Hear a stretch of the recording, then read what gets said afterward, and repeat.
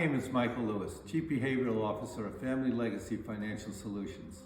About 20 years ago, before my mother-in-law passed away, she turned to my wife and told her to please keep an eye on her father as his behaviors were unusual. We didn't know what it meant, but over the years, as his health declined, we soon learned about what it meant to be a caregiver for someone who had advanced dementia.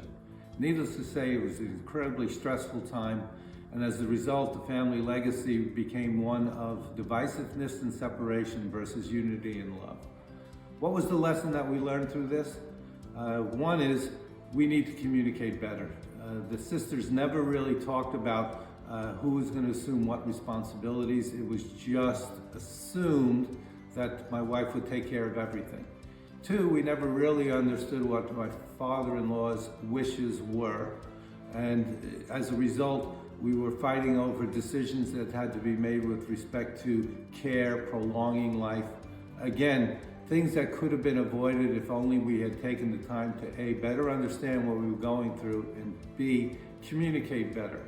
The financial responsibilities associated with caregiving are real, and the stress that adds to an already stressful situation can result in basically the destruction of the family and the family legacy.